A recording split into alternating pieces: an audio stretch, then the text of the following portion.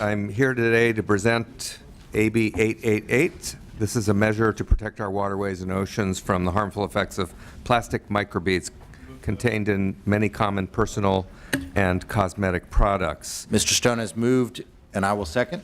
Thank you. And this committee heard the bill last year as AB 1699, which made it through this committee. Others made it through the Assembly floor, through Senate committees, and then by one vote didn't make it on the Senate floor. So we're back this year for another try. And you know, even if we're not in the news every day, we know that water is a precious resource, and that's here obviously in California and globally, and we have to do everything we can to protect our water from environmental degradation.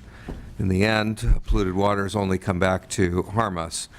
When a source of environmental pollution is clearly identified, as plastic microbeads have been, it is critical that we act swiftly before the problem becomes more costly to both our pocketbooks and the environment.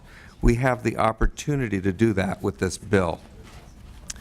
Microbeads are gentle exfoliants that are added to numerous personal care products, including shampoos, soaps, and toothpastes. Consumers using products containing plastic microbeads are washing down the drain what many once thought were harmless consumer waste, but research has indicated that wastewater treatment plants are unable to filter out plastic microbeads, and as a result, the plastic beads are passing through sewage systems and eventually enter our waterways, both freshwater and ocean, where the plastic microbeads can absorb and or leach out toxic chemicals. Plastic microbeads are then consumed by marine life in many cases and passed along the aquatic food chain. Plastic microbeads are not biodegradable, and once they enter the marine environment, they are impossible to remove and are a significant source of environmental degradation.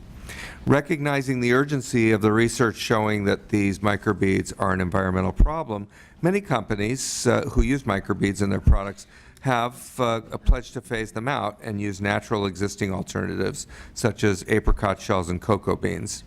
The negative environmental impacts of plastic microbeads are already apparent, and we have the opportunity to come together and agree to use alternatives and ensure that removing the plastics from personal care products is across the boards for everyone, so there's a level playing field for all products. We have the momentum and the goodwill to phase out plastic microbeads now, and we should. My staff and sponsors, I want to point out, are working very closely with industry and opposition, as we did for much of the last year. And we believe that we've, I should say it appears as though we've reached consensus with all parties in terms of intention, and we've got an in-person meeting planned next week to discuss amendments. I'm very optimistic that we are close to having a bill that both sides can live with.